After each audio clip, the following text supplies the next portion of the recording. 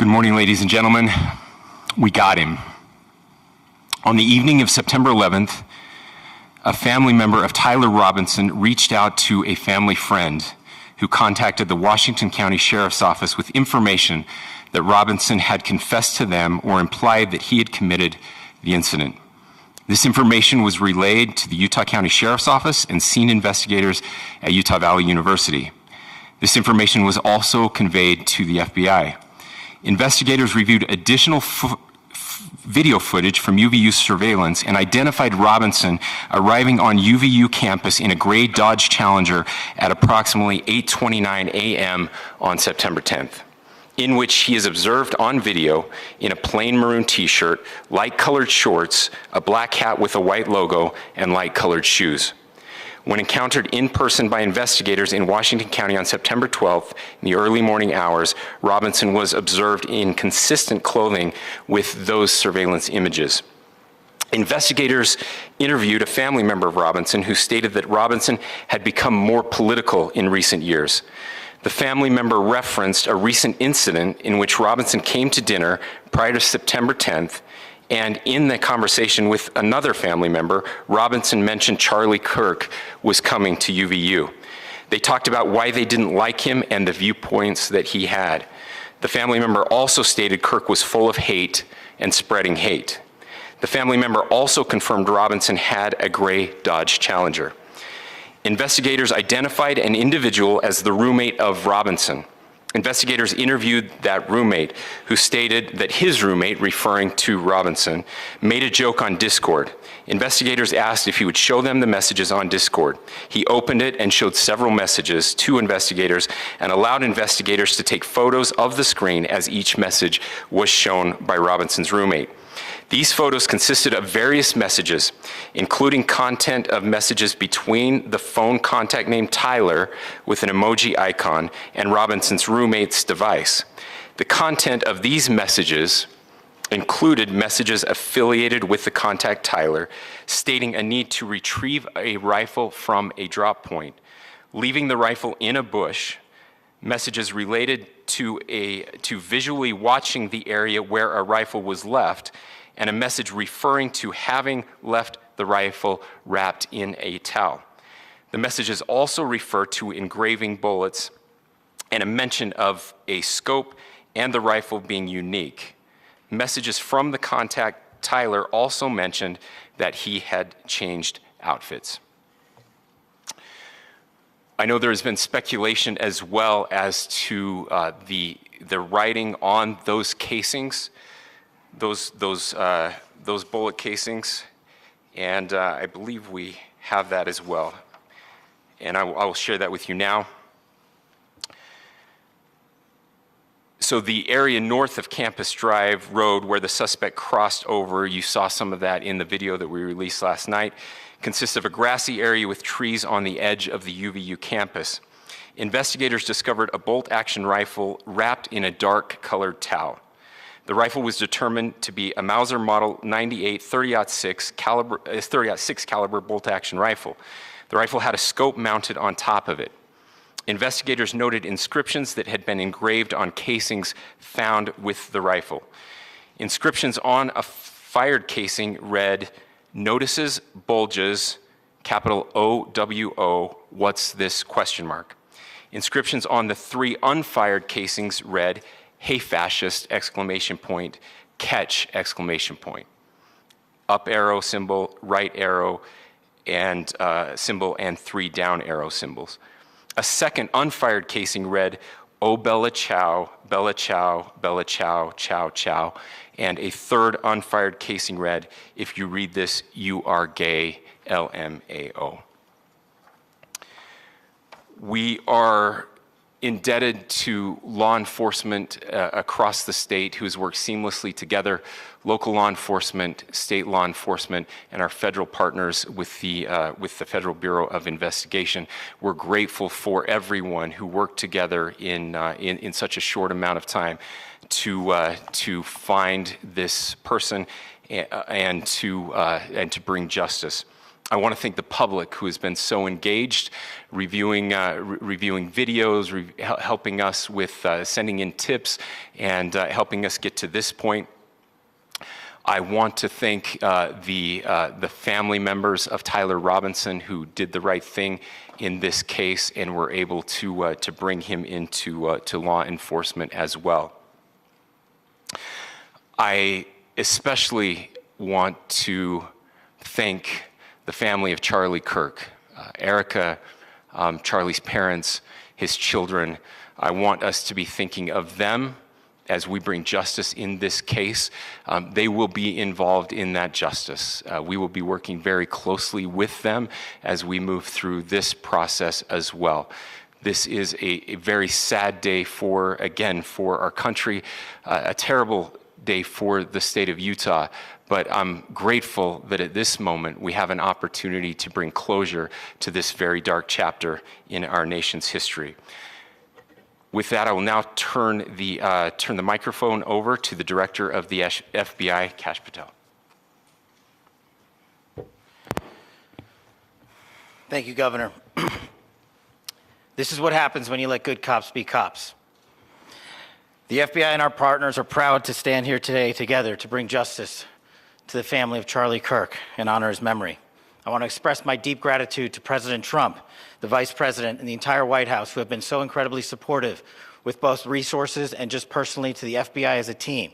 They had our backs the entire way, and I just want to express my gratitude for giving us the resources we need to operate in this space to bring this sort of justice at this sort of speed. In 33 hours, we have made historic progress for Charlie. Governor Cox, our partnership has been absolutely incredible these last few days. Our partnership will endure. Your state and local partners, your sheriffs, your DPS community has been unbelievably impressive in the hardest of times.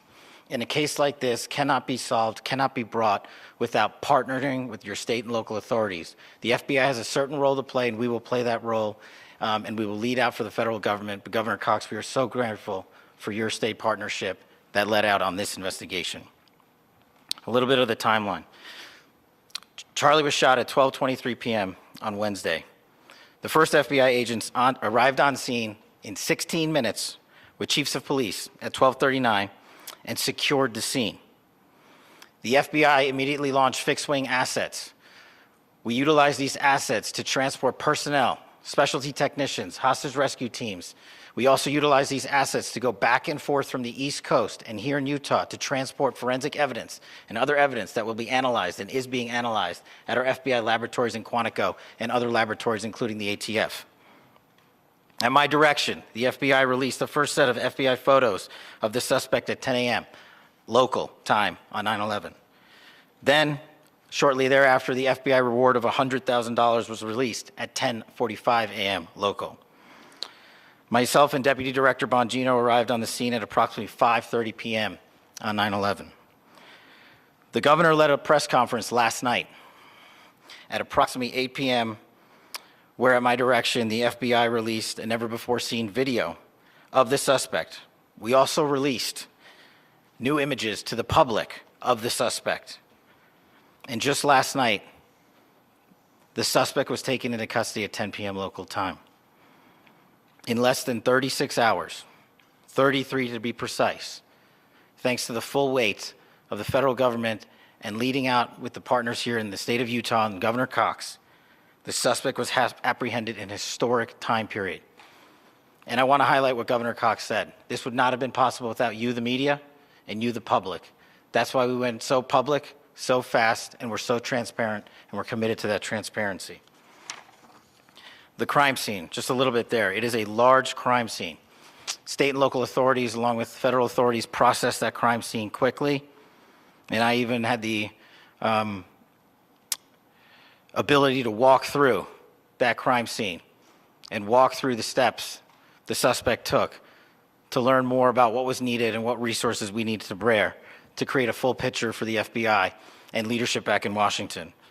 Furthermore, thankfully to state and local partners, forensic evidence has been seized and continues to be garnered. Forensic evidence has already been evaluated at FBI laboratories in Quantico and state and local authorities here. We will continue to process evidence as we see it, as we collect it, and we will continue to deliver it to Governor Cox and his team. Last night, we had a total of approximately 7,000 leads. As of this morning, thanks to your great work, we have over 11,000 leads that were called in to the FBI. And we are running out every single lead that we can. Every one of those leads will be run out. The arrest is a testament to the dedication of good law enforcement being great, and partnerships in law enforcement, which I've tried to highlight as my tenure as the director of the FBI. There is no better relationship for law enforcement than the FBI to partner with state and local authorities, and you've seen it here in these last few days. The FBI Salt Lake Field Office, along with our offices in LA, Phoenix, Denver, San Antonio, Las Vegas, Pittsburgh, Buffalo, our headquarters component in Quantico, all participate in the FBI. I want to express my deep gratitude to the employees of the FBI, the men and women, the evidence response team tacticians, the special operators, the agents, the support staff. You have done monumental work in historic time when the public, who had a right to demand such an expeditious solving of an investigation, the FBI answered that call diligently, critically important to our nation, and we delivered. And I'm proud to be their leader, and I'm proud to be the director of the FBI.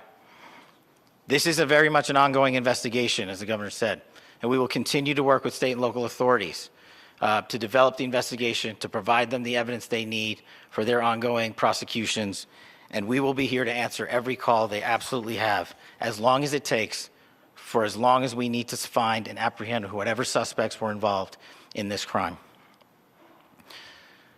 Lastly, to my friend Charlie Kirk, rest now, brother. We have the watch, and I'll see you in Valhalla.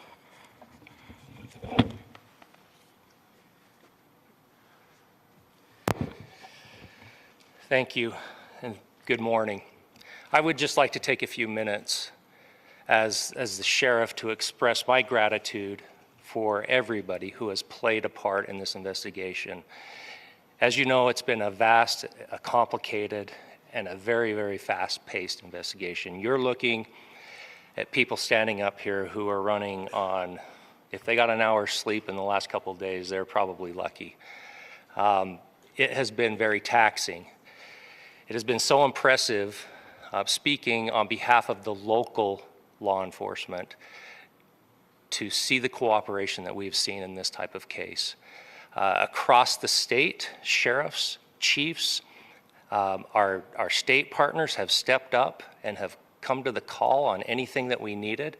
Our county chiefs have been phenomenal.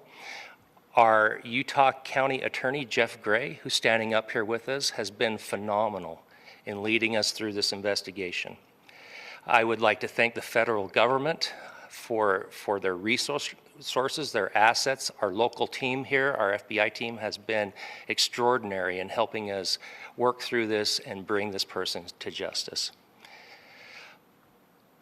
Most of all, I would like to thank the public, and specifically, I would like to thank the public who turned to prayers and who turned to positiveness for us. I would like to thank them on behalf of the law enforcement community, because we needed those prayers. That's what we needed to get through this. We needed your support, and you gave it to us. We needed your patience, and you gave it to us.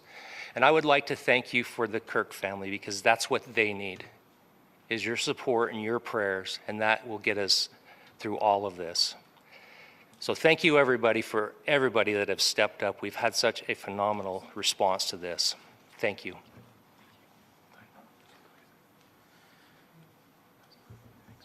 I also want to give a special thanks to the Attorney General and the Department of Justice. Their unwavering support and their commitment to justice is shown true here. And without AG Bondi and Deputy Attorney General Todd Blanche and the resources they brought to bear, we would not have been able to complete our mission. And I just want to say special thanks. It's an honor to be a part of the Department of Justice. Thank you again to our incredible law enforcement team who has worked so hard. Sheriff, I got a solid 90 minutes last night, so I'm probably the most well-rested person up here. Ladies and gentlemen, I get the microphone, so I hope you'll permit me a moment just to share a few more thoughts about where we are and how we got here and maybe a little bit of where we go from here. I don't want to get too preachy, but I think it's important that we, with eyes wide open, understand what's happening in our country today. I've heard people say, well, why are we so invested in this? There's violence happening all across our country. And violence is tragic everywhere. And every life taken is a child of God who deserves our love and respect and dignity.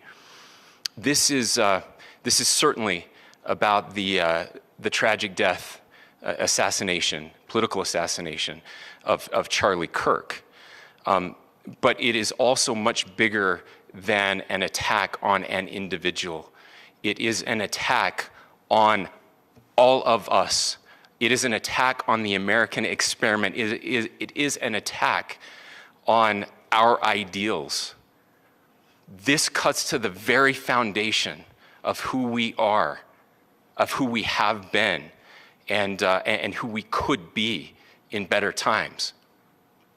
Political violence is different than any other type of violence for lots of different reasons. One, because in the very act that Charlie championed of expression, that freedom of expression that is enshrined in our founding documents, in having his life taken in that very act, makes it more difficult for people to feel like they can share their ideas, that they can speak freely.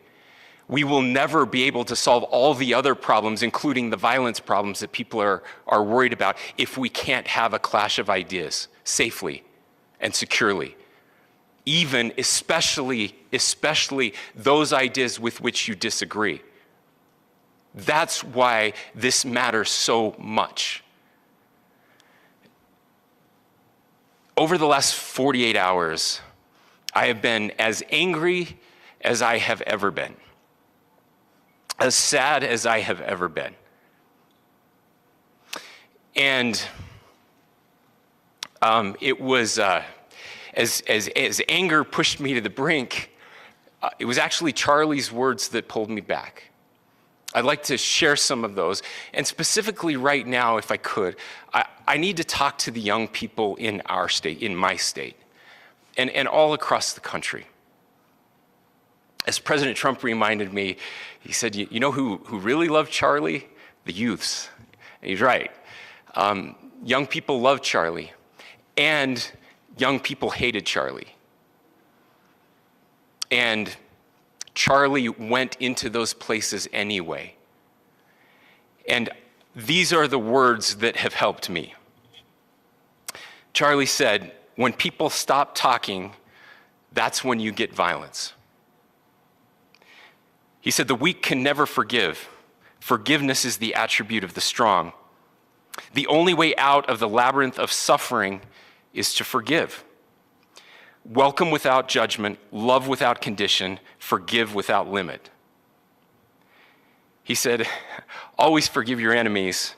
Nothing annoys them so much. A few months ago, I referenced this last night, Charlie posted to social media, when things are moving very fast and people are losing their minds, it's important to stay grounded. Turn off your phone, read scripture, spend time with friends, and remember, internet fury is not real life. It's going to be okay. He again said, when you stop having a human connection with someone you disagree with, it becomes a lot easier to commit violence. He said, what we as a culture have to get back to is being able to have a reasonable agreement, where violence is not an option.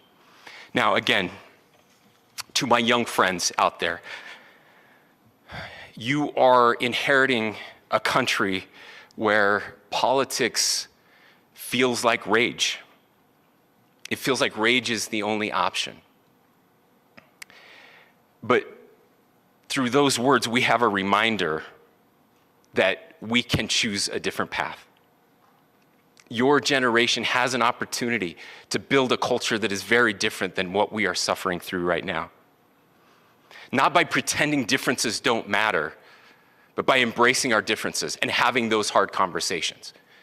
I think we need more moral clarity right now. I hear all the time that words are violence. Words are not violence. Violence is violence. And there is one person responsible for what happened here. And that person is now in custody and will be charged soon and will be held accountable. And yet, all of us have an opportunity right now to do something different. I want to thank my fellow Utahns. This bad stuff happens. For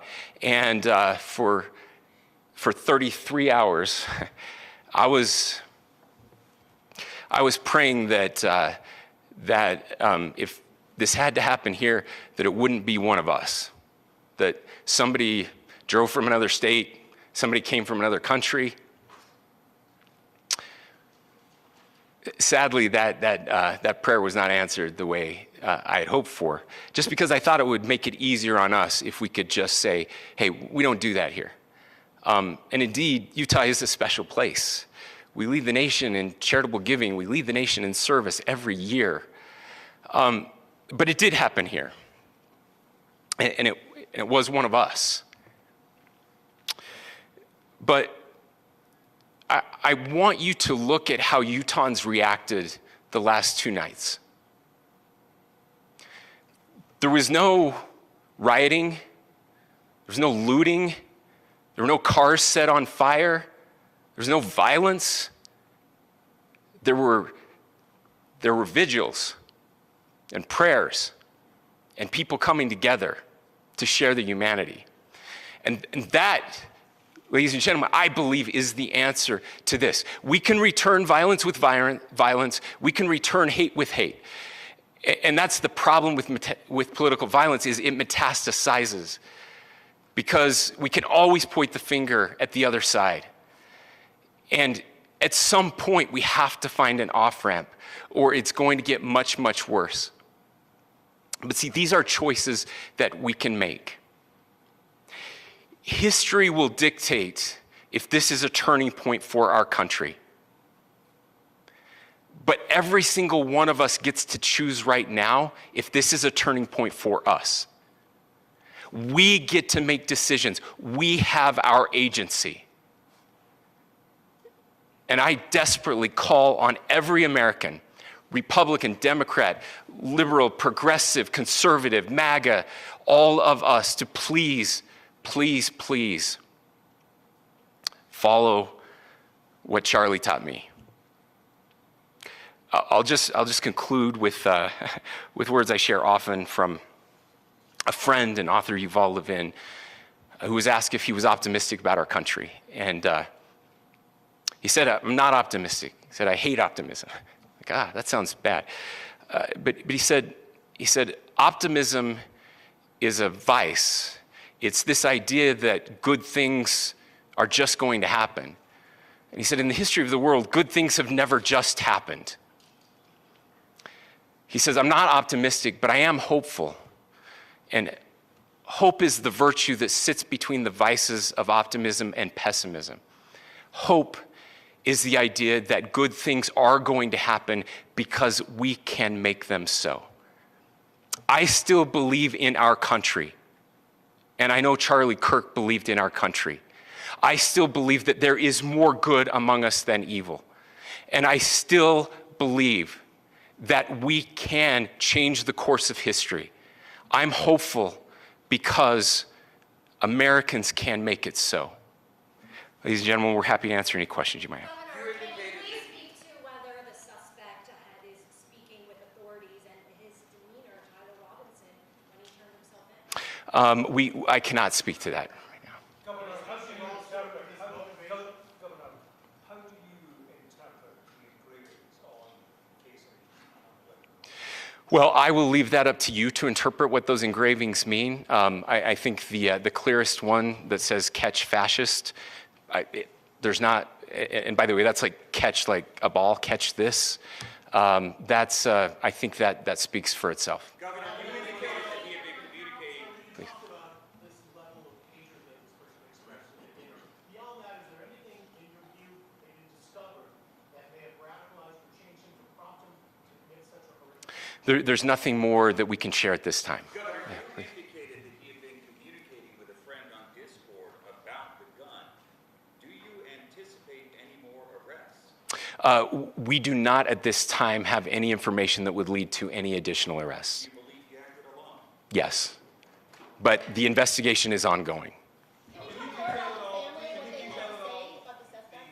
came into custody of police and where he is right now? Yes, so right now, Mr. Robinson has been booked into the Utah County Jail.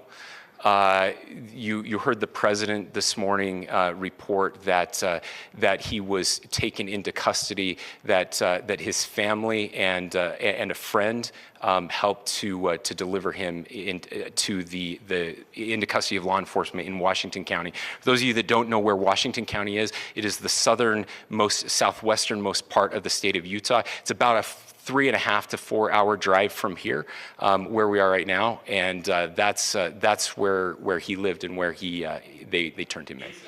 Please, I'll go here. I can't share any more than what I've already shared. Yeah.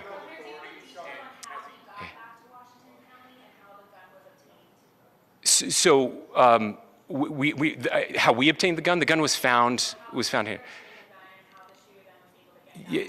So I don't have much more details on that.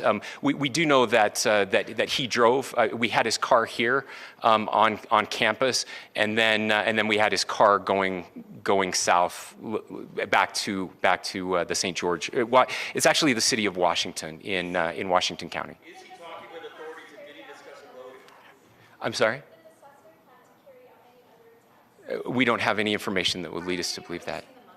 Yes, in fact, it was just released. Yes. Talking with authorities and did he discuss a motive? I can't answer that right now. Yeah, thank you. Over here.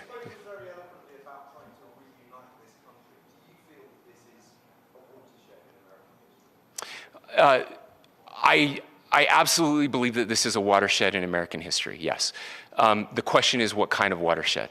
And that chapter remains to be written. Is this the end of a dark chapter in our history or the beginning of a darker chapter in our history?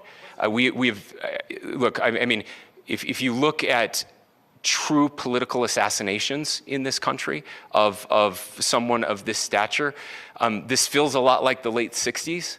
And having one so gruesomely displayed on camera in all of our hands and in all of our pockets, we are not wired as human beings biologically, historically. We have not evolved in a way that we are capable of processing those types of violent imagery. And by the way, we've seen another one with a gruesome stabbing very recently that went viral.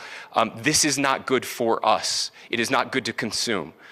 Social media is a cancer on our society right now. And I would encourage people to log off, turn off, touch grass, hug a family member, go out and do good in your community. That is happening, and it's happening organically right now. I had a friend in a small city in Utah who said, we're getting together, the Republicans and Democrats in my little town are getting together to have a discussion last night, just to find a way to find their better angels. So yes, this could be, I mean, again, you have to go back to JFK to have seen a video live of something like this happening.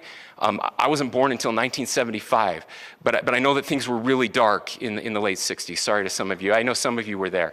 But this is our moment. Do we escalate or do we find an off-ramp?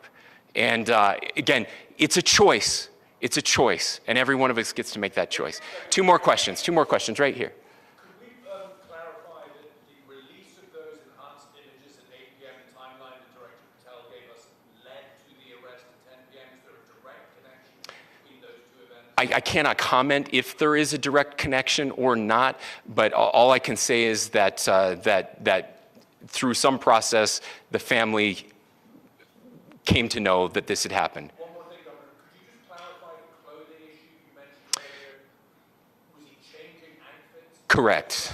Yes, yes. So, so when he's first spotted on campus, he has different clothing on, and then he changes clothing on the roof, and then changed back into that clothing at some point, so that when he was apprehended, when he was arrested, the clothing matched the clothing he had on before the shooting here at UVU. Last question here. Yes. The suspect was from Utah. Can you kind of tell us a little bit more about where, and was he a student here at this university, and is there any history of mental illness? Yeah. So I don't have any information on the mental illness part. He was not a student here at UVU. He was living and had lived for a long time with his family in Washington County, in the southernmost part of our state. Thank you, everyone, for your great work in getting this information out. I would just say, process-wise, this may be important. I know many of you aren't familiar with the process in Utah. I think it's important that you understand that basically we have 3 days for charging documents to be filed. A CI will be filed. We'll have more information then, more detailed information as those charging documents are filed in preparation for a preliminary hearing. So 3 days. So we would anticipate then that early next week those charging documents will be filed. We will obviously be working. The county attorney will be working very closely with Mr. Kirk's family as those documents and decisions are prepared and made. Thanks, everyone.